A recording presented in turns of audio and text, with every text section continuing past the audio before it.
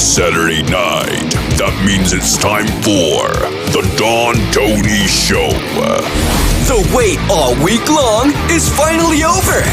Get Don Tony's perspective on current affairs in the world of pro wrestling and much more.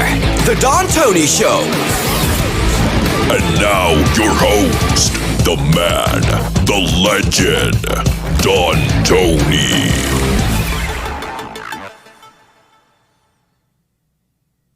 All right. How's everybody doing? Hope you're having a wonderful weekend. Yours truly, you know what? Thank you, Vince McMahon. Thank you. You make today's show very, very easy.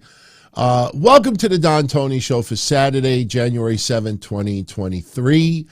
Don't mind the Band-Aids. Don't mind the Band-Aids and the very pink, almost looking like a hairy baby's bottom, newborn. I had to get biopsies done on both sides of my thyroid yesterday. I got growths that are a little bit too big, and I don't mean these. Yeah, so I'm not going to bore you with that, but I'm very sore, very swollen. Probably will not be able to do any Don West impersonations, but today it's not about anything else but Vince McMahon. We were going to get into other topics as well, but, you know, we got to sit down episode tomorrow. So anything you want to talk about, from Sasha Banks or Mercedes Moné, whatever you want to call her, to anything WWE feedback from today. We got to sit down on Sunday. Monday, we have the post-Raw show. So we have plenty of time to get into other things. But today, it's about Vince McMahon. If you are hiding under a rock, Vince McMahon, and I'm going to use my words very carefully today. Vince McMahon has returned to WWE Corporate. I originally had this as Mr. McSalesman, but I think Mr. McChairman is back. And yeah, that is an actual screenshot from the stock market Friday afternoon, right before they pulled the plug on buying or selling WWE stock for a little while. Sometimes when a stock goes over a certain percentage, whether it's up or it's down, you know, with some crazy activity, the stock market will actually put future transactions on hold for a little while.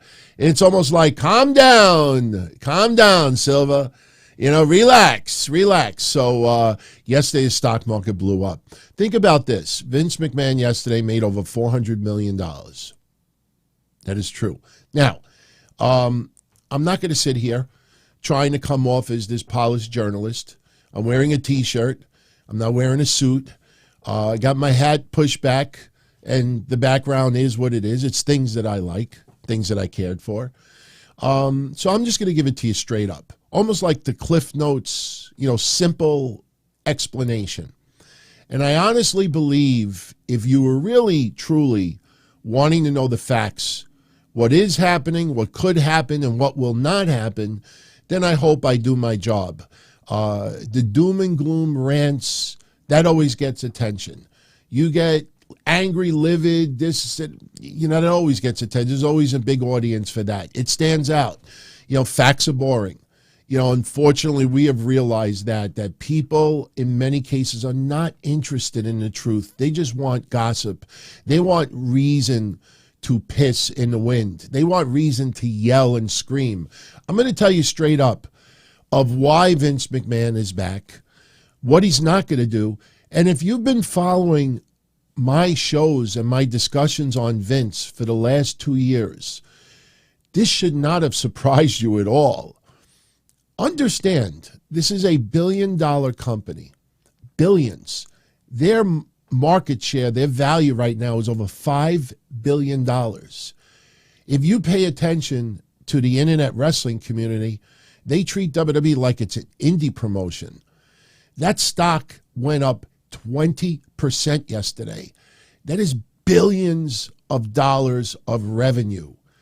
Stockholders, investors, the business world loved the idea that Vince is returning because they understand the reason why he's returning. You go on social media, they're going to put the mask back on Cross. They're going to bury Johnny Gargano. Vince is not returning to creative. And you want to know why? It's common sense. It's all about the money. At this stage of the game, it's about money, it's about power, it's about WWE being the biggest it could possibly be. The vibe, the climate, wrestlers returning, this has all been a positive for WWE. Isn't it interesting, everyone? Isn't it interesting? When Vince McMahon announced his retirement, the stock went up and stood up. Now Vince McMahon is back, the stock goes up even more. Why was the stock doing so well if they really wanted his return? Because what Triple H has been doing, and Nick Khan, and Stephanie, and others, they've been doing an excellent job. As far as what we see on TV, they're all doing a great job. Vince McMahon doesn't have to prove to Wrestling Inc. that he's telling the truth. He doesn't have to prove it to Fightful. He doesn't have to prove it to you. He doesn't have to prove it to me. He has to prove it to the people that are working in that company. Vince McMahon returning is strictly corporate. He is not returning to WWE Creative. Sure, there's going to be things that he disagrees with. You don't think he hasn't sent text messages to wrestlers that he trusts? You don't think he's been sending texts to his own family? People, you think that he's not? The motherfucker owns 80% of WWE, or he's the majority owner. Imagine you being a billionaire and having majority ownership in a company, and you're going to sit back and have this much money invested in that company, that much power. You're going to just sit back and allow individuals, some on the board of directors, that have been feeding crumbs to the Wall Street Journal. I think one of the two people who quit yesterday in WWE, I think one of the two was the one feeding everything to the Wall Street Journal. If you look at the timeline of when the Wall Street Journal started getting all this dirt in advance, it happened after one of these two people who quit yesterday was hired. Very curious to see what transpires afterwards. So the deal is this, okay? I'm going to get into the stock part of things first. And then we'll lead into Vince McMahon's statement yesterday. And then I will read you a transcript. I want to thank everybody who sent this to me of what Stephanie told all the corporate employees yesterday. Nick Khan and one or two others. I think Frank Riddick also made some comments. When you get done with this, understand that, to them, this is a plus. I know you don't want to believe it. Some of you. It is a plus. It is a huge plus. And we'll explain why. One thing I'll tell you right off the bat, and I know I'm going to go a little bit out of place. I have everything here in order, but I definitely want to throw this out to you more than anything. Could WWE be sold in 2023? Yeah. I remember maybe about a year and a half ago, I said I think within 5 years it would be sold. I think Vince McMahon is trying to either do an M&A, that's not the letter N, but the symbol N, M&A, which is merger and acquisition, or a flat-out sale. I think Vince wants to do this before he is no longer on this earth. And I want to make this clear to each and every one of you out there. I know this sounds morbid. The only way Vince McMahon will ever not have power in WWE is when he is deceased or if he is in jail. And unfortunately, the people that wish his demise cannot put, rubbing alcohol in his coffee. They're not going to be able to put rat poison in his food. The only thing they possibly could do is try to push this narrative that he's going to go to jail. How many people fed you that last year? That some blockbuster is about to happen.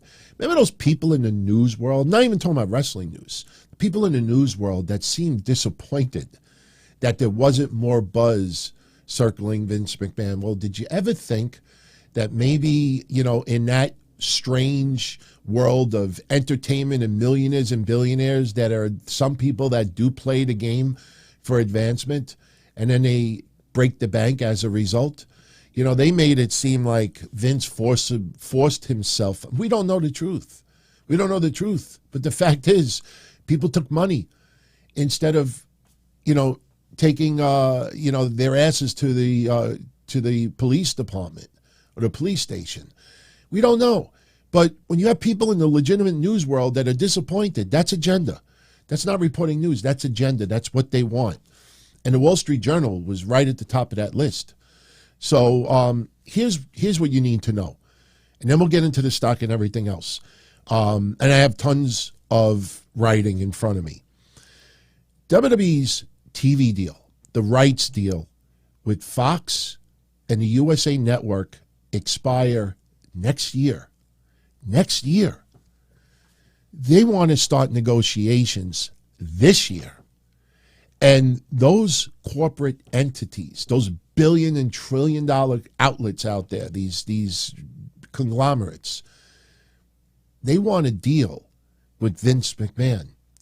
Vince McMahon, who owns, 80% of WWE, you think he's just going to sit back and let Nick Khan and Stephanie and Triple H and others dictate a sale of WWE that he owns 80% of, or whatever, he's the majority owner?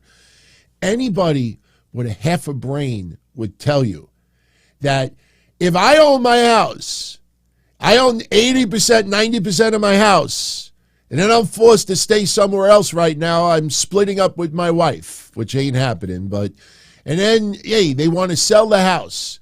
The kids don't want to live there. She don't want to live. They want to sell the house. You mean to tell me that I'm going to just turn around and sit back and say, hey, all right, the house is worth $1 million.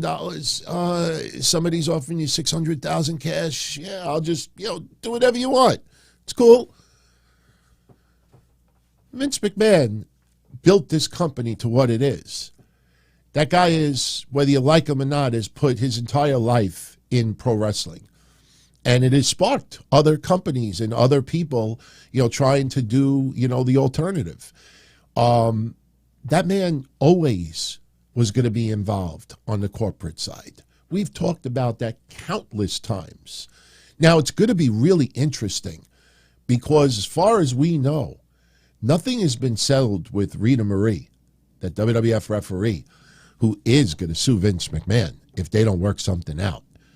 That spa employee in California, I don't know what comes out of that. So keep that in mind. Those demand letters are circulating in the background. If you notice, it didn't get much traction because for, 35 plus years, Vince McMahon is denied. Just because you keep saying it and keep saying it and keep saying it doesn't add facts, doesn't take away facts either. We don't know what happened. But the thing is that Vince McMahon is the majority owner of this company. If they're going to negotiate billion-dollar media rights deals, understand something, which you probably don't know, because the internet wrestling community doesn't focus on things like this. Do you know last year, WWE grossed over $1 billion revenue in the first time ever in any year? Last year, they grossed $1 billion in revenue. Now, think about ratings. Think about ticket sales. Think about, just the overall perception that WWE isn't what it used to be.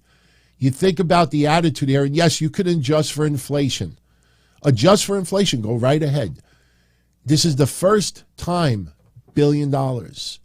Now you got USA Network and Fox coming up next year. Saudi Arabia is not too far away. And by the way, people out there saying, Saudi Arabia might want to buy WWE. I didn't know Saudi Arabia had a penis or a vagina, or maybe both. That's a country. That's not a person. Saudi Arabia. New York might buy it. People are clickbaiting. Look at all the shit that you've been reading about Mercedes Moné she will be at Dynamite next week, and she will wrestle. And remember what we talked about Wednesday. Look, I'll be pleasantly surprised, and I'll be very happy if she appears on Dynamite. But especially when we talk about her New Japan appearance in February, which we kind of already discussed on Wednesday, You're not going to upstage that by having her appear, because Tony Storm got attacked by Hikaru Shida. We need a mystery part. No, Mercedes just happened to be in the crowd. Even maybe she does a save. She does a save and shows up. That's fine. But, the fact is, people are clickbaiting. Because they don't want to waste the time on these facts. Now, let me give you a couple of things. All right, let's put this all together. Keep in mind about the media right deals. Now, M&A is something I said earlier, merger and acquisition. That you have to be worried about.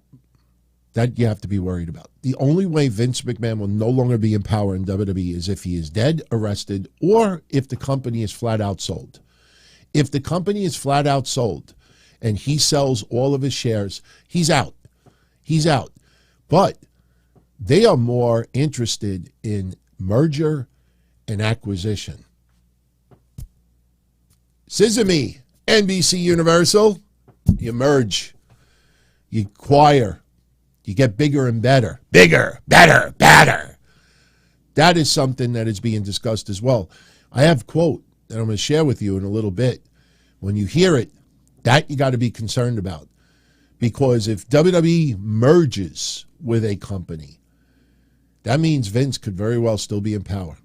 Vince could very well still be a majority owner. Even could be 51%.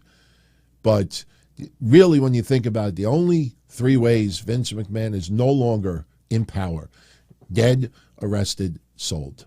That's it, period.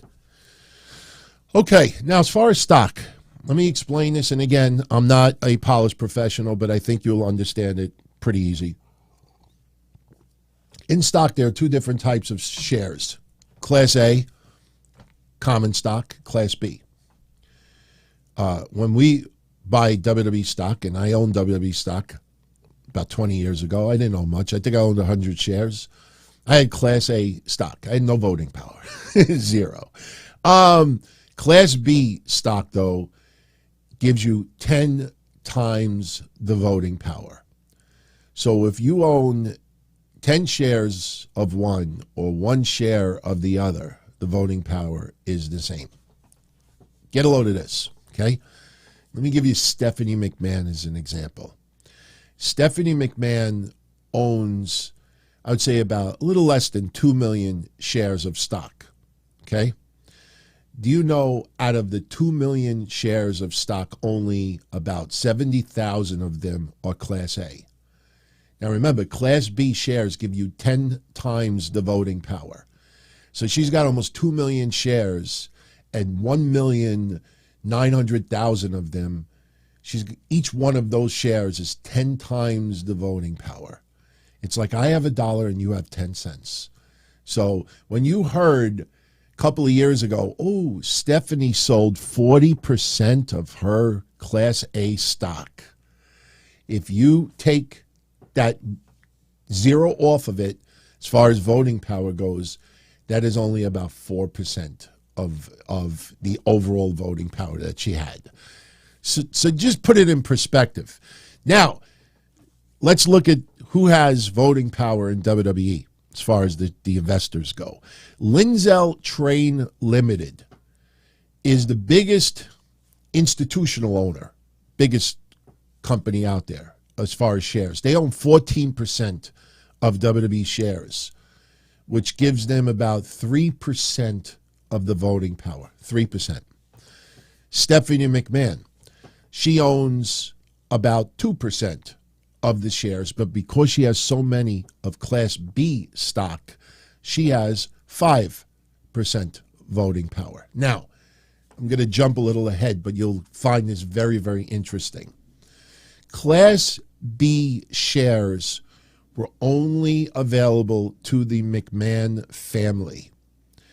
And the Class B shares could only be inherited or transferred down to descendants of the McMahon family. You can't sign it over to John Laurinaitis. You can't sign it over to Triple H. You can't sign it over to your dog. It could only be assigned to descendants of the McMahon family. Shane McMahon had a small number of Class B shares. He sold them all in 2014. So a lot of people now say, Shane McMahon has no voting power at all. When Vince McMahon passes, if they still own WWE shares, WWE power, Vince could leave a third of his shares to his son. Just because Shane McMahon has no voting power right now doesn't mean he doesn't have voting power once Vince is gone. So keep that in mind. Stephanie McMahon only has 5% voting power right now. But Vince McMahon, in his will, when he leaves his stock, if it still has it when he passes, it's not automatically given to his wife. Linda McMahon right now only owns 1% of the total shares. And they're all Class B stock. Linda McMahon doesn't have much voting power either. And plus we hear about their relationship. Vince McMahon, we don't know what he put in his will, but there's no guarantee that Vince McMahon is going to take his 80% of voting power, 83% voting power, and give it all to his wife. A lot of people think that if Vince were to pass tomorrow, that Linda goes in the office and she's got the 83% voting power and she is the new person. No, it's probably Stephanie. Even though Stephanie right now only has 5% voting power, once Vince is gone, I don't want to see him to pass away anytime soon, but once he's gone, she can end up with 88% voting power. She may have more power than Vince did. I don't know what Vince, in his will and testament with the shares, we don't know who the beneficiaries are. We'll never know. But just keep that in mind when we discuss what we're discussing right now. So Linda McMahon only has 1% of the total shares. Stephanie owns 2% of all the shares. She only has 5% voting power. Triple H holds about 70,000 shares. Triple H is not able to get Class B stock. Triple H has literally no voting power whatsoever. So when people say, oh, they left Triple H out, why isn't Triple H? He doesn't have the voting power. It's nothing personal. It's not that he's on the outs. It's not they're trying to bury his legacy. It's just that people don't know these facts. Again, there's so many people out there that don't want to know this. But I truly believe once you understand all of this, you understand why Vince McMahon is back. Vince McMahon is not back to kill WWE. Vince McMahon is back to try to make as much money as possible for WWE. I know people refuse to accept that. They can't accept it. If this all makes sense to them and they're assured that he's not going to hurt the product we watch on TV, their argument is dead. Their whole viewpoint is dead. So they have to ignore this stuff. If you just look at it, this is a multi-billion-dollar company. Vince McMahon is returning to kill his creation. What fucking planet? Seriously, just take a step back and think about that. Why wouldn't everybody in WWE Corporate just walk out right now and protest? That guy's back to kill a company. Do you realize how much money people made yesterday? Do you realize how much money all the investors, even wrestling fans that might own 100 shares in stock, think about how much money everybody made yesterday. The people that cry death on Vince McMahon are usually people that just don't care about the business side. They look at WWE like an indie company. They don't look at the bottom line. They don't look at the investors. When Vince got interviewed by Pat McAfee and Vince started, people called Vince a liar. You know, with $1 billion publicly traded company, it's very, very hard to lie. It's very, very hard to lie. If Vince decides, hey, you know, I do want to get creative again, I'll be the first here to bash him to pieces. But Vince is satisfied with the results of what Triple H and Bruce Pritchard and Kevin Dunn and Stephanie and Nick Khan, he's satisfied. Look at how much money Vince has made from the time he retired to now. The guy has made billions, over $1 billion. So when people are like, oh, he's got to give back all the money and the lawyer fees for the investigation, that's like turning around and giving $1. The guy made $400 million yesterday. Hey, you got to pay like $3 million to the lawyers. You know, it's because people don't pay attention to stuff like this. Okay, so now we get to Vince McMahon. Vince McMahon owns 37.5% of the total shares in WWE. Wait, he only owns 37%. I thought he was the majority owner. Most of his shares are Class B. He's got 83%. He is the majority owner because he owns that percentage, but he has 83% voting power. Any decisions that are made, anything, media rights, TV deals, sales, merging with another company, acquiring another company, that all has to go through Vince McMahon. Whether you like it or you don't like it, that's the fact. He has 83% voting power. He's had that for quite some time. So when people actually give this narrative that Vince was sitting at home, going out to dinner, you know, having fun with his mistress, says maybe multiple, you know, no, that's not true. The guy doesn't just sit back and just look at his bottom line and say, hey, look how much money I made today. Why would anybody do that? So understand the voting power when it comes to these big decisions. So now we have the TV deals coming up next year. Vince McMahon is close to 80 years old. Vince McMahon knows that the time is ticking. Vince McMahon wants to see something big happen. If this guy drops next year, he wants to go out of style with WWE being the biggest it possibly could be. The man is a businessman. He's not an emotional clickbaiter online. So now with the TV deals coming up, who's negotiating? All right. He doesn't have the people in place that were in place when they did the original deals. Nick Khan wasn't, you know, full-blown in WWE except for the last couple of years. George Barrios, or what was her name, Michelle Wilson, they ended up leaving a while back. And I think actually Nick Khan came in after them. But, you know, during this period, now you have rights that have to be negotiated. So he put himself back in WWE Corporate. So now I'm going to read you some press releases. Then I'll read you some specific comments from Vince, Stephanie, and a few others.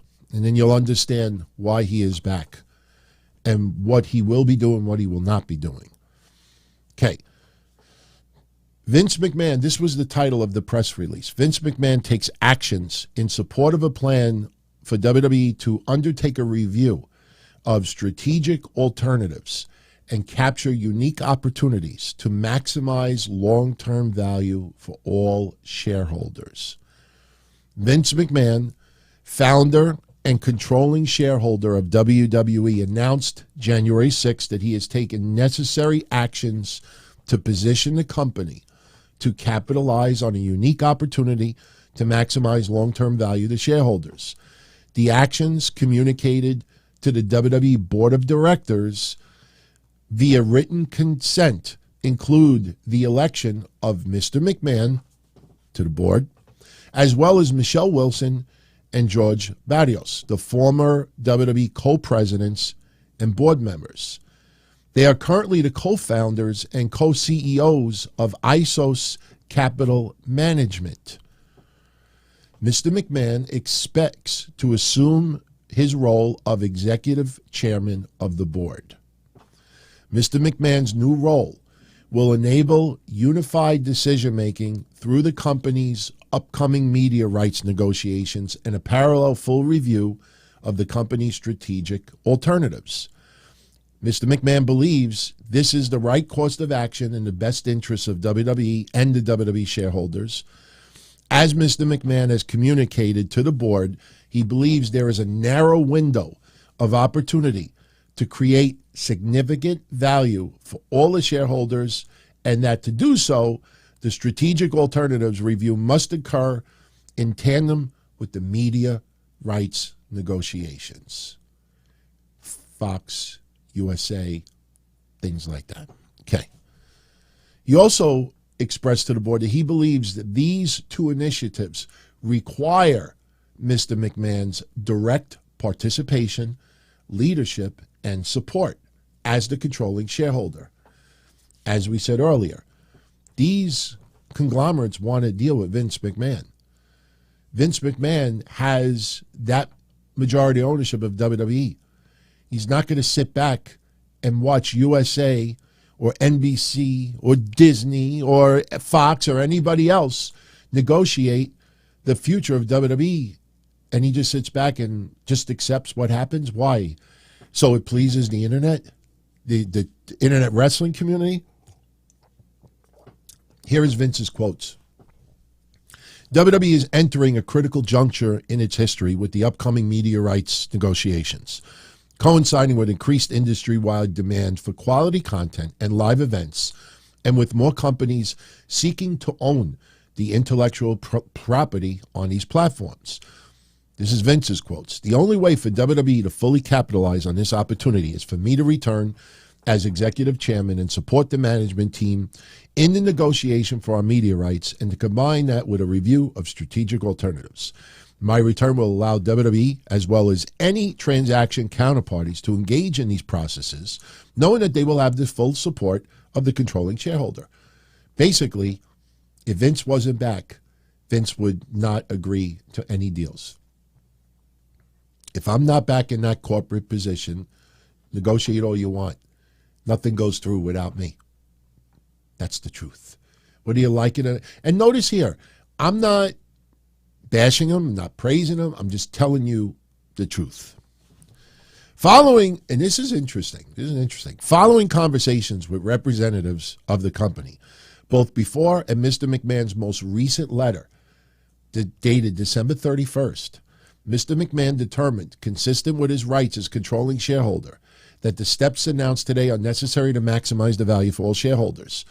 Now, as far as these letters go, remember when we heard that Vince McMahon felt that he got bad advice? It had nothing to do with creative.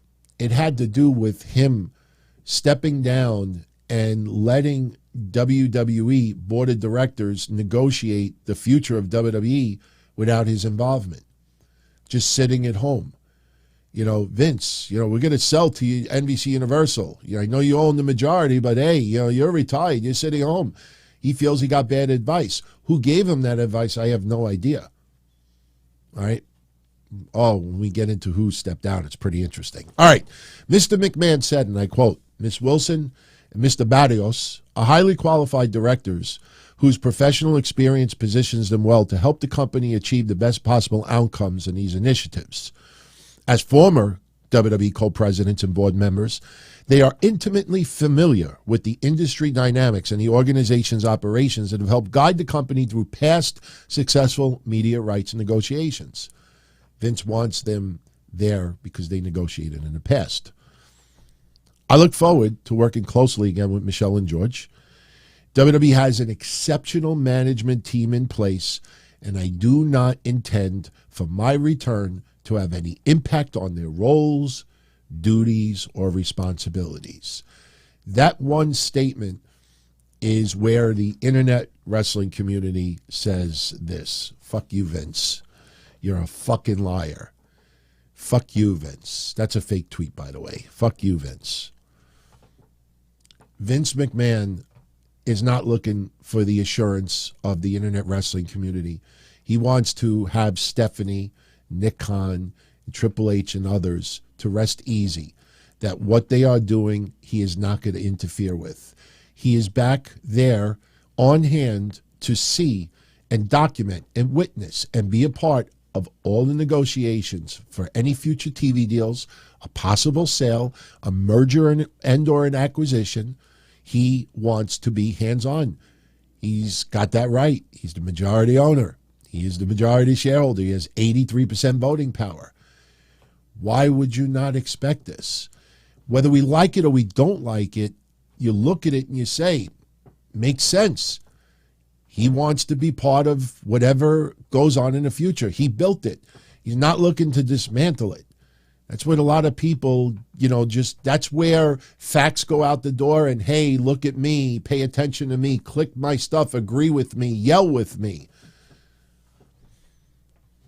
Now, just because he is back, there's no guarantee of any of this going down. Just because you negotiate a deal doesn't mean that both sides come to an agreement. That is something very important you need to understand in the back of your mind. So, who was taken out of the company? Okay, now, in order to bring those two individuals on the company, 3 members of the board were removed. Okay, so they had to make room for Mr. McMahon and George Barrios and Michelle Wilson. So now, in addition to 3 members being removed, 2 quit. And the 2 that quit, one of them, his name is Ignace Laroud, I believe it is. Ignace Laroud. He worked with Fox, not Fox, but Vox with a V. All right, he has been there since around 2000, I think, in 18. So he's been there for a little while. He quit upon Vince McMahon's return. The other person that quit is this man, Manjit Singh. And he has actually an interesting wrestling tie in the past. That is him right there. He worked with Sony. He worked with various companies. The interesting thing about this gentleman is he came to the company in May of 2022. And a lot of people, look, we're not pointing the finger, but a lot of people speculate that Manjit Singh was the one that absolutely despised Vince McMahon. Some people have said that he is one of the ones who spearheaded the investigation of Vince McMahon. There are a lot of people who won't publicly say it, but a lot of people believe that he is the one that was leaking out a lot of the dirt about Vince online, to various media outlets. I'm not talking about wrestling news outlets. I'm talking about big-time news outlets, Wall Street Journal and others. We'll never know the truth, but it's going to be interesting to see when future dirt comes out, who actually gets it, outside of a press release. Some things were being leaked out. And remember early on, a lot of wrestling news sites, again, do not pay attention to wrestling news sites, as far as, details like that, unless they actually do research. But most of them out there, Stephanie's trying to stab her father in the back. Nick Khan wants all the power. That's based on what? That's based on titillating your juices. It's not based on anything whatsoever. So, you got to pay attention to the business news world. The business news world is the one that truly dictates how and why things are being done.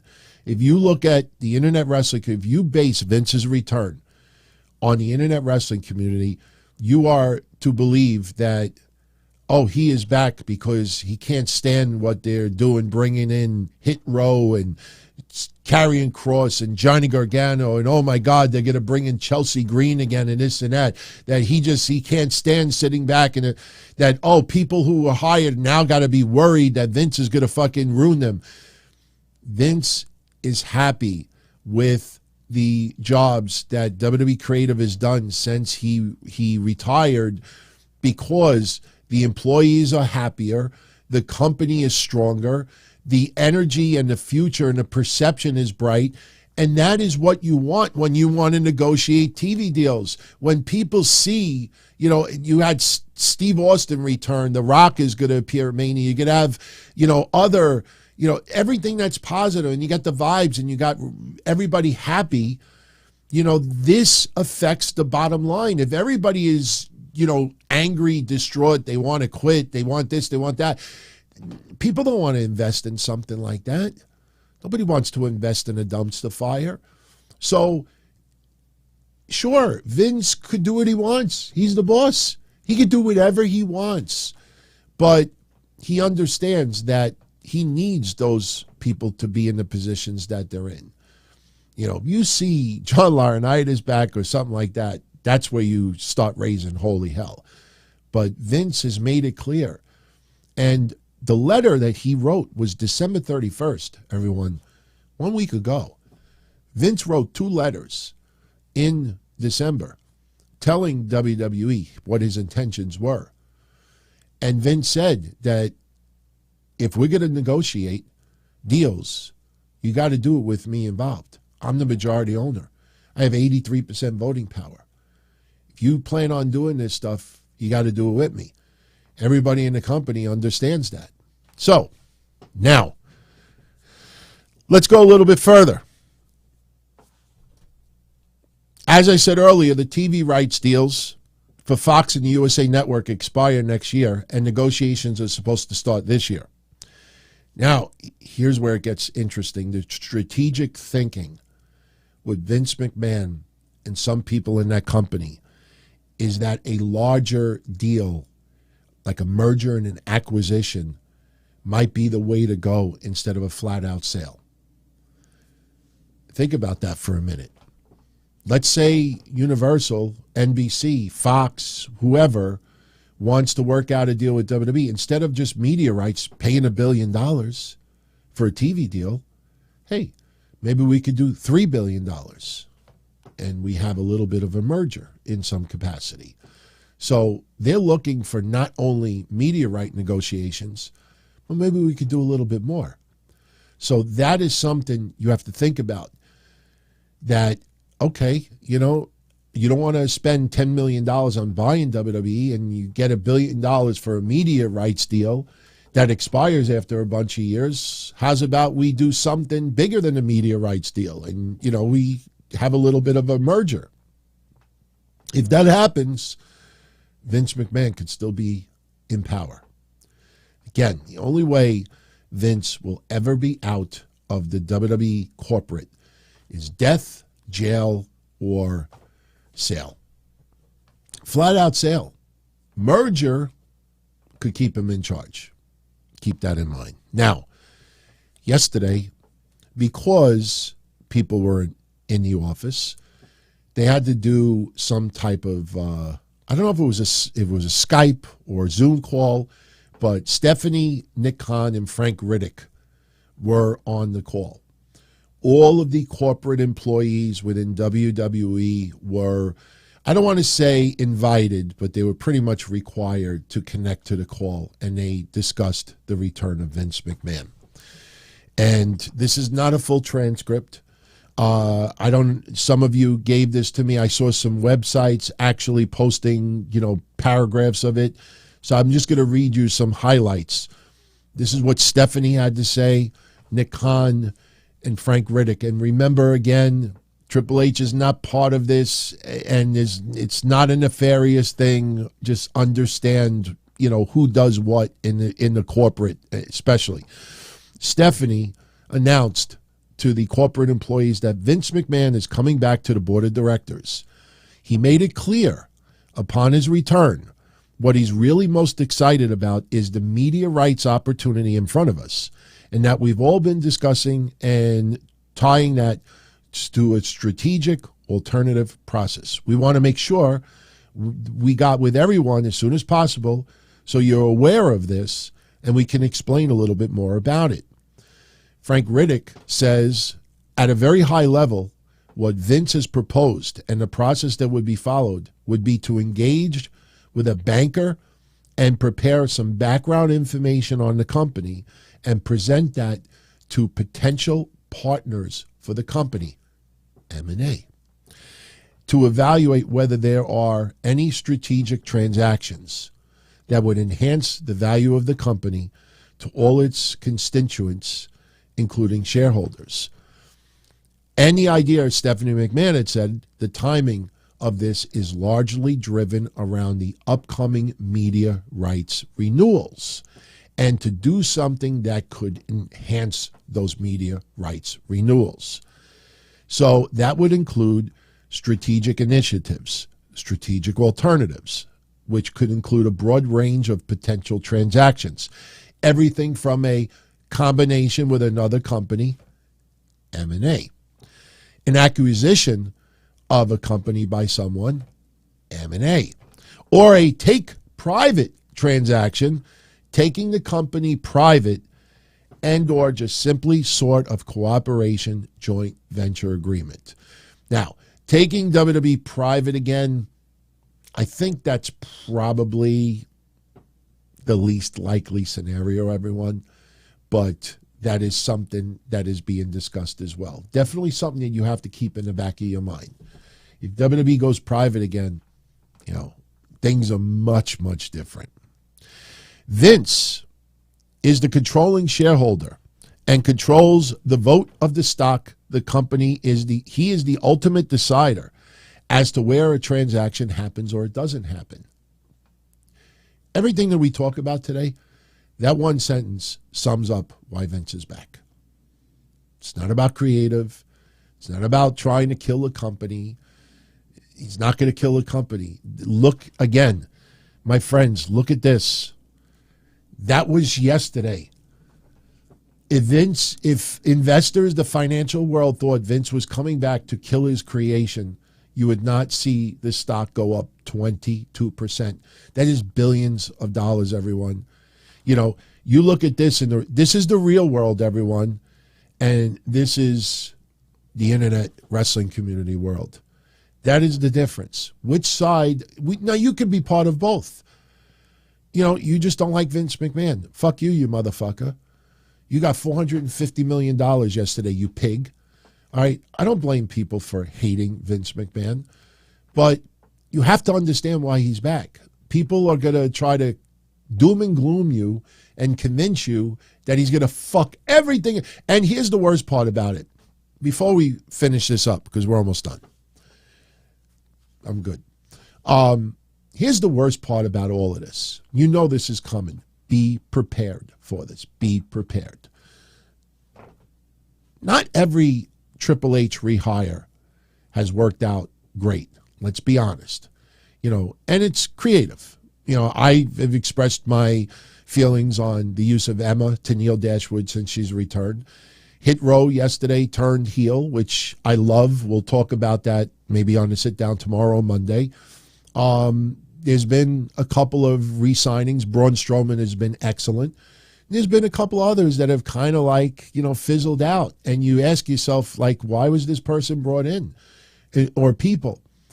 You know that if any of those hires start to get buried, not used, or even released again, everybody will immediately say that was a Vince McMahon move.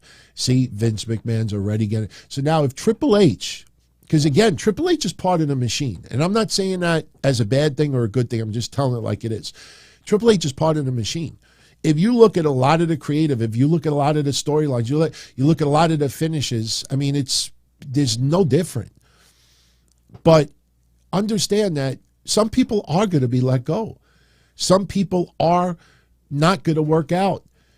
And the problem is that people have painted this narrative that Vince has tried to fuck up everything that Triple H did. The minute Triple H makes a decision of releasing someone or feels, we can't push this person, people aren't going to take it out on Triple H. They're going to say, fucking Vince got his ass involved.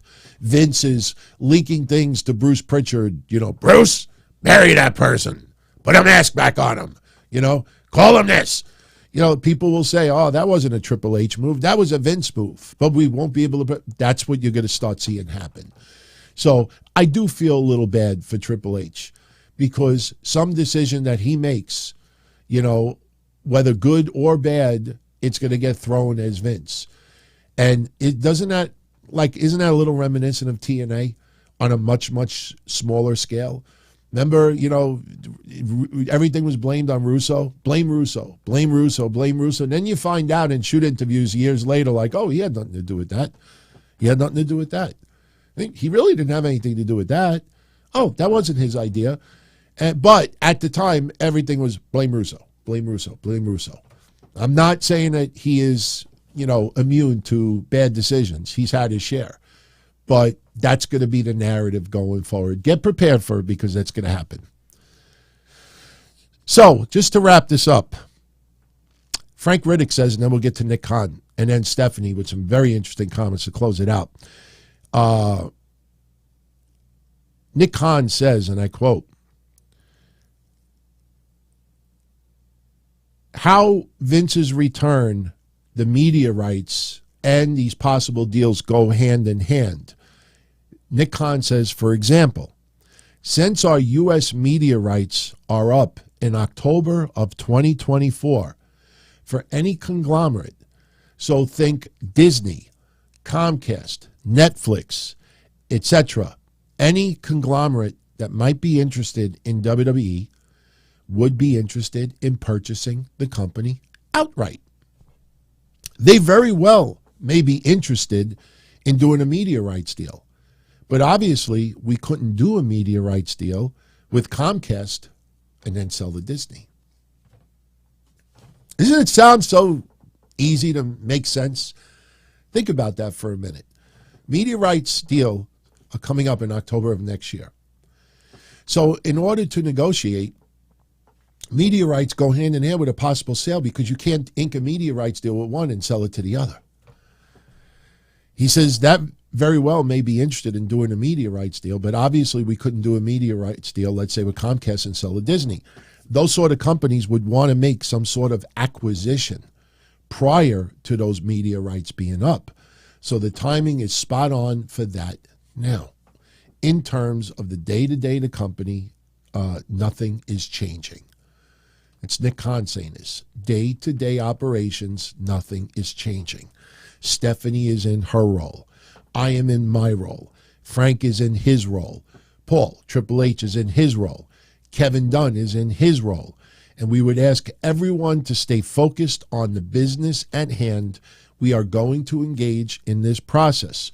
We're going to look at it with open eyes and open hearts. We're going to ultimately see what is out there. Vince will make his decision. He is the controlling shareholder as to what he wants to do with the company. So for now, let's focus on the business's hand if we could. And Stephanie finishes up and says, she talks about Michelle Wilson and George Barrios returning. She says they are very familiar with the company. They will be joining the board, not the management. Not the management. And again, she wants to wrap up by reinforcing, there have been a lag on, that's just technical stuff.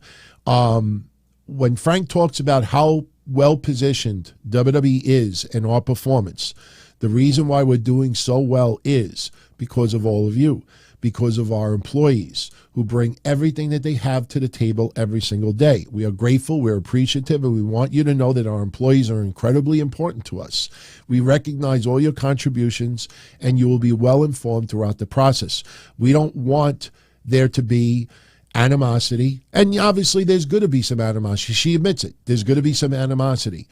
Angst, natural emotions that you might feel. And we want to make sure that we're on top of this and we're communicating with you and everyone has all the information that they need. She finishes up by saying this is an exciting time. It should not be a scary time. It's an exciting time for WWE.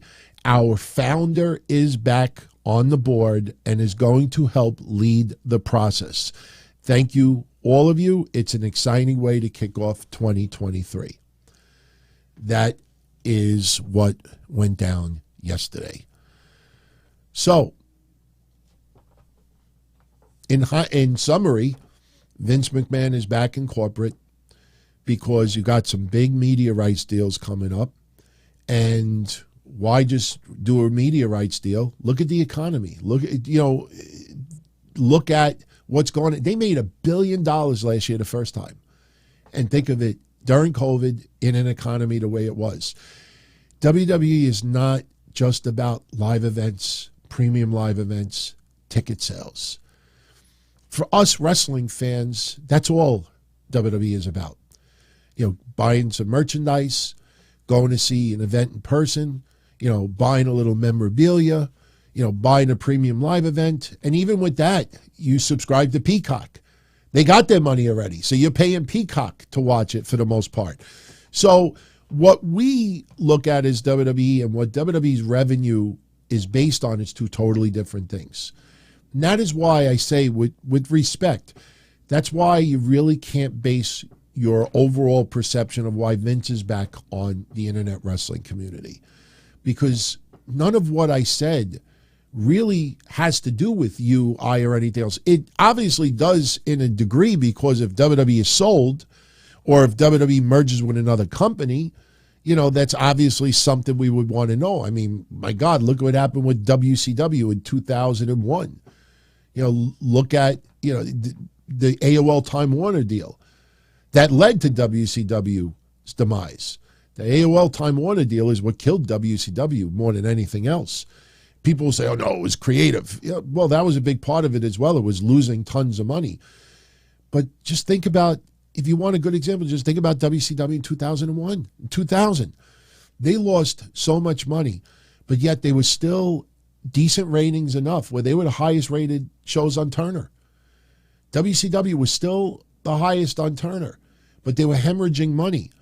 And the corporate part of it that invested in WCW, they're like, we don't want this. Let's take this off the books.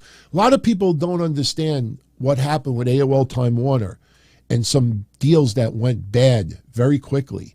If you ever do some research, check out what happened with AOL Time Warner in 2000 and 2001, especially late 2000. You start seeing some of these mega deals that went south quickly. They were trying to cut anything that was hurting their bottom line. Now you look at WWE in 2022, and they generate $1 billion, or 2021, I think, $1 billion. Billion. So you see that. You have people in place. The vibe is good. The future is excitement. Wrestlers are happy. Storylines are great. What we see on TV. And that's something that you want to invest in. So right now, could the bloodline be any better? Having Steve Austin come back for a cup of coffee, John Cena making some cameos, The Rock, just the vibe of the company. Can it get any better? Would this be the perfect time to just show those outlets out there, look at what we got? Vince McMahon feels the time is right now. And in my honest opinion, and I'll add this, we don't know how many years Vince McMahon is going to be on this earth. We don't know when he's going to pass. None of us know when we're going to pass. Vince wants this deal done before he passes. That's the bottom line. We don't know who he leaves his stock to. We don't know what is going to happen. But next year, you got these deals coming up, and he wants to be hands-on involved with it. And again, the stock market reacted in a way I don't think I expected. I don't think a lot of you expected. If you would have based it on the internet reaction in an internet wrestling community, you would have expected that stock to tank, that it should have lost 20%. This motherfucker is going to kill everything that's been built the last 6 months. But what happens? This is what happens. And whether we like it or we don't like it, that is what you have to pay attention to. Because if they're going to work out a deal with Fox or Disney, which I don't think will happen, with Comcast or NBC Universal or anybody, they want to present, this is how much we made. This is what we got. Look at what we are offering now. The vibe, the climate, the diversity. They're going to go to England next year for a premium live event. How long has that been? Decades? You know, you see them selling 80,000 seats, 70,000 seats. You know, Royal Rumble, the attendance they're going to get. WrestleMania weekend. This is crazy, crazy money. Even Saudi Arabia. The amount of money when they have to renegotiate a new deal with Saudi Arabia, if they do, you know, look, if this company is sold, you know, who knows if there's another Saudi Arabia deal. This is why Vince McMahon feels now is the time. Now is the time. You know, I'll leave you with this. We're gonna wrap this up in a moment. I'll leave you with this. You know, it was only about 2 years ago that a lot of finance sites, a lot of financial outlets recommended WWE as a sale. You know, if you ever go check out some finance sites and they talk about stocks and they'll recommend buy, sell, hold, you know, they try to predict. It's only about 2 years ago. And remember, as when we talked about the mass firings not too long ago, you know, when you talk about WWE letting go 100, 150 people, you know, whether it's through COVID or your views about that, understand that a boatload of people were signed around, what was it, 2018? I think it was either 2016 or 2018. If you go back at that time when the WWE stock hit $100 a share, that's when WWE started signing, giving 3-year deals to tons and tons of people. Then when the stock started declining and then we got COVID and then the stock went from $100 a share to $55 a share, WWE's like, we have too many people under contract. We got COVID. We don't need this many people. We have the company's not worth what it used to be. They started cutting everything back. They started trimming the roster, trimming the overhead. Remember when some people said, oh, they're doing this because they're going to prime themselves for a sale? Yeah. Investors want to see that a company is managing their money properly. That is the difference between Tony Khan and AEW and WWE, and that is not a knock on Tony Khan. When it's a private company, you could lose $100 million a year. You're the investor. If you have billions and you want to lose $100 million a year and you're happy and your fans are happy, nothing wrong with that. I'm not saying that Tony Khan is doing that, but that's what happens with a private company. I do what I want. If I want to lose money every year, that's fine with me. When you're a publicly traded company, though, every little dollar you spend, you got to answer to your investors, your stockholders. And when you see billions being made, you know, obviously something you're doing in the business world is deemed positive. Politically, emotionally, we may not like it, but the business world, yeah, they're the ones that at the end of the day matter out of all of this. You know, you could turn around and say, I'm not going to watch WWE anymore. You're not going to hurt anything but your entertainment. Because even though Vince might be evil to you and he, you know, is a devil and this and that, you're missing out on some quality entertainment on TV. Yesterday we had some fun programming. And, yeah, we'll talk about it. So before I go, just a couple of super shout-outs, if you don't mind. And by the way, I know this is not WWE related, but I saw this morning. Eric Williams, 8 years ago, I lost a good friend of mine, Timmy Timmy Culkins, who you knew, most of you, is the ECW zombie. He used to do a wrestling hotline with me well over 20 years ago, and Timmy was good people. I miss that guy. So many private stories. I'll never forget the bar incident with the glass that we talked about many years ago. Oh, man. Maybe we'll reminisce a little Timmy on tomorrow's show, if you all want it. If you don't want it, we don't have to. But 8 years already, man. That guy's gone. 8 fucking years. Timmy, I miss you, buddy. I miss you. Thank you, Eric, for doing that. Ronnie C. DT convinced me why Vince will not get involved in WWE Creative again. Thank you for the 20 spot. Because Vince wants results. Vince wants success. Vince is not trying to kill the company. Vince is not stupid. These media outlets are not stupid. The media outlets want to negotiate with Vince.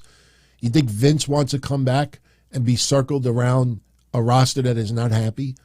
Listen, I mean, the prediction right now, And I guarantee you by tomorrow, you'll see this online, everyone. Our sources tell us that many people in the WWE locker room are very, very concerned about Vince McMahon's return. Many people in the locker room are very, very angry. Vince McMahon assured them that he was retiring, and now he is back. And the climate in the locker room appear to be very shaky right now, angry, uneasy. I think uneasy will be the clickbait word. You're going to see that everywhere. You're going to see it everywhere. Vince McMahon wants Triple H to be happy, wants Stephanie to be happy, wants Nick Khan to be happy, wants the fans to be happy, wants the investors to be happy, wants the media outlets to be happy. The guy wants to make billions. The guy is a greedy billionaire. This is not about creative anymore. This is about media rights. This is about hundreds of millions of dollars, not a $300,000 contract of a wrestler. It's not about that anymore. Vince has to tell the investors. This is the best way I could convince each and every one of you out there. Vince wrote 2 letters to the board of directors, the WWE Corporate. Wrote 2 letters over the last month telling him he wants back and why he wants back. He has to tell the investors. They have to issue the press release. They have to tell what his role is going to be, what he plans on doing, what he will do. If Vince were to get involved in WWE Creative again, we will know about it. Not through our sources tell us. If his duties involve creative, it has to be revealed. It has to be told. And until that happens, I'm not going to brainwash anyone that is happening when there is no proof that it has. So right now, he has zero to do with creative. Although, as I said before, I guarantee you he has sent a text message to people, hey, why this? Or what's the thinking of this? Or what do you think? Why not? The guy is a majority owner and vote getter of the company. That's his right. It's his right, whether we like it or not. But if he's going to be involved in any creative capacity, we'll know about it. And not through our sources tell us deal. Because like I said, most of those outlets out there, they know Vince, Triple H, George Barrios, Michelle Wilson, Nick Khan, Frank Riddick, Stephanie McMahon, Triple H. They're not going to go on social media and go to Ringside News and say, you're a liar. That's not true. Vince is not involved in this. Nobody's going to call him out, so they can say whatever they want. The best was the Saudi Arabia one yesterday. I actually legitimately laughed, and it hurt my fucking throat from the biopsy shit. I actually looked at that. I'm like, yeah, Saudi Arabia's going to buy it. Saudi Arabia is a country. It's not an individual. And no, the country doesn't. And what is it going to air on? Al Arabiya TV? Oh, yeah, they're going to sell it to Saudi Arabia, and it's going to air on Disney. Stupid. Some people are stupid. Oh, did you send it to me twice? Okay. Thank you for the 10 spot also.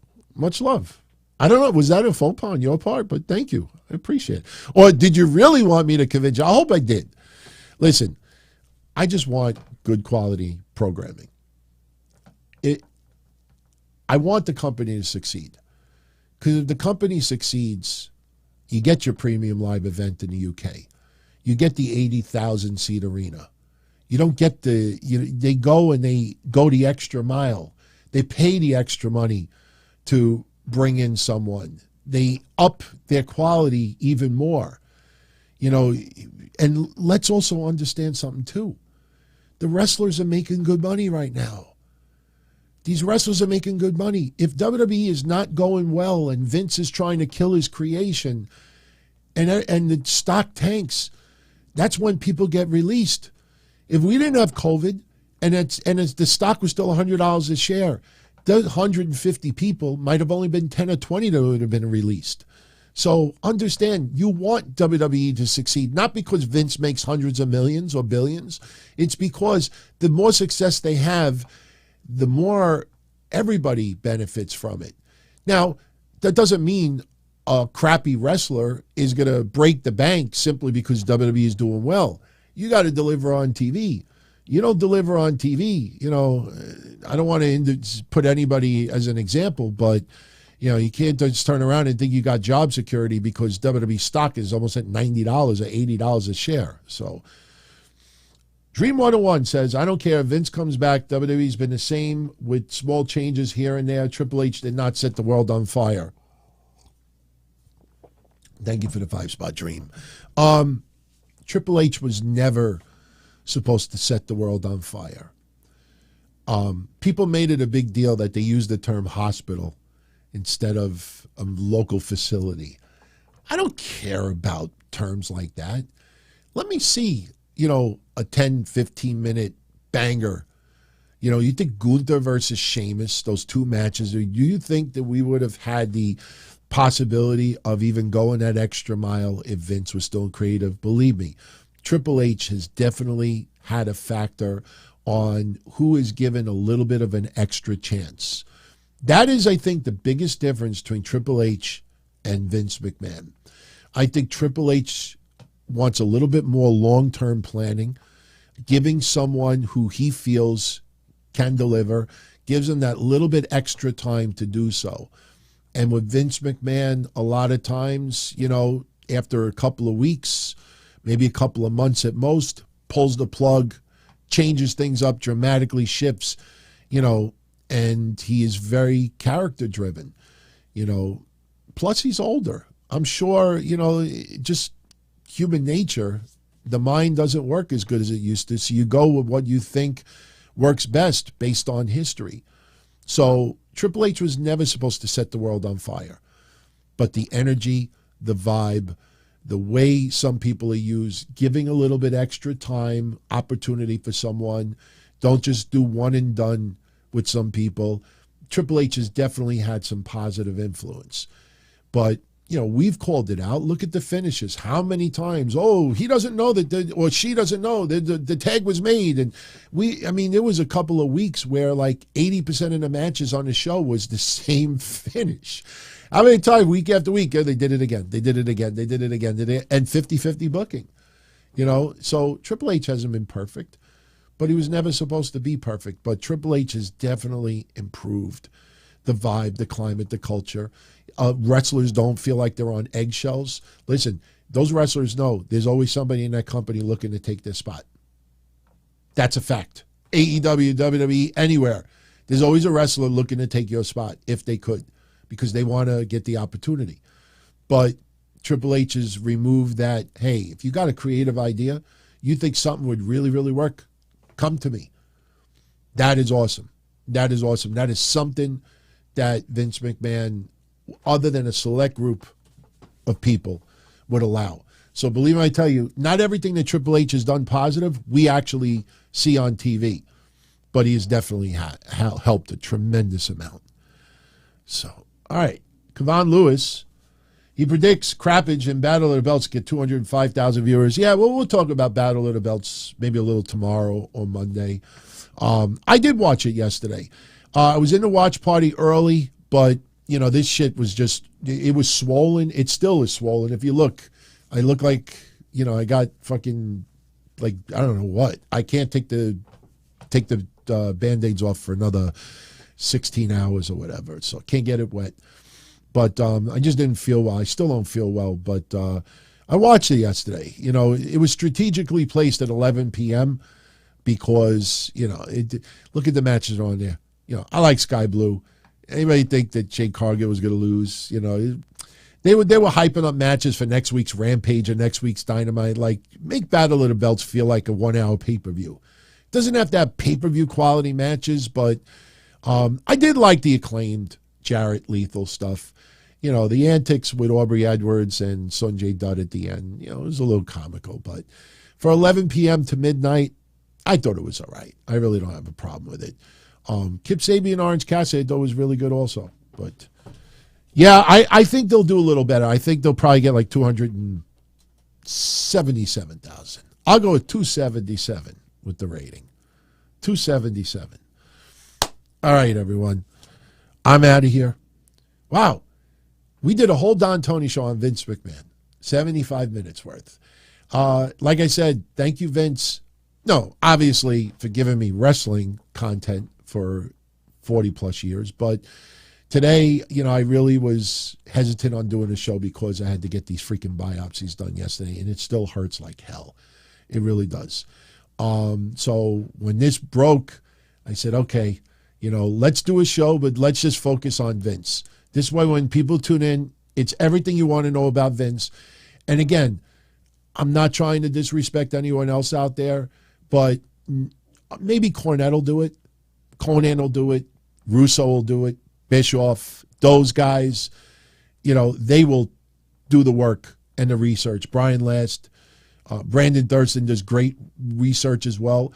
But for your everyday site and podcaster out there, they're going to just focus on, evil Vince is back. Everything Triple H has done. Here it go again. He fucked Triple H with black and gold. Now he's doing it again with the main roster. And, this decision was probably Vince through Bruce Pritchard. Just enjoy it, man. Just enjoy it. And I'll enjoy this super chat from Kevon Lewis closing it out. Who gets WWE? Mickey Mouse and Friends. Disney's not buying WWE. I just can't see it. Oh, everybody! See, I can't do Mickey Mouse with my throat, but I just picture Mickey Mouse announcing everyone in Disney World here's Stone Cold. Yay! Disney is more about family fun entertainment. Look, Disney's got some programming that, not recommended for children, but I don't know. I just don't see Disney and WWE. Let me put it this way. If Disney were to get WWE, I guarantee it'll overpay. And I think a lot of people out there would be in WWE, be like, stupid motherfuckers. Seriously, I can't see it. But it would be funny if Disney bought WWE. That's not happening. Kevon wants me to stay around a little bit longer. Another fight spot. WWE on a pole match. Don Tony versus Tony Khan at WrestleMania. I'm too old to be climbing poles. Shit. I don't even want to climb a step ladder anymore. So I honestly, if I had the money, I wouldn't buy WWE. Too complex. I wouldn't even buy AEW. It's too complex. If I had the money still, I would maybe consider starting a small little indie promotion, just offer some local entertainment. But even that, it's indie wrestling is not what it was 10, 20 years ago. There's so many agendas. Plus, you have to put certain types of matches out there. And if you don't, you could be labeled. It's just, you got to know your audience. And regional is so important. Certain areas in the United States, because this is where I live, certain areas in the United States, there's certain styles of wrestling that you wouldn't do in different areas in the United States. And, I don't know. I don't know how well an indie promotion would do, a brand new one right now. That's why if you notice, even some wrestlers who got involved with indie promotions in the last couple of years, a lot of them failed before they even started. Because what they perceived the indie wrestling world to be isn't what it was. And a lot of people had some, hard facts being dropped on them, and they got devastated, man. They got devastated. So, no, seriously. If Vince was a fan of my shows and he passed and he left all his stock to Don Tony, believe me when I tell you, I'd throw it on eBay the next day. Seriously, wouldn't want it. I bought 100. Well, no, did I buy 100 shares? No, I didn't buy 100. Did I buy 100 shares? I spent 20. I got to look at I still have the receipt in my old hard drive. I spent $2,200. So it must have been around 100 shares. And when I sold it, I think the stock was only at $11. I took a loss. Remember the days when the WWE stock was $9 and maybe $9.99? I remember when the WWE stock was around $10. Sure, just for inflation. But now Kevon Lewis says Don Tony versus Tony Khan, Coke on a pole match. If it's Coke Zero, I'll take it. If it's the white stuff, yeah, Tony Khan could have it. I don't think my heart would be able to handle it, man. No Coke for me. What's up with putting me up in matches with Tony Khan, man? So,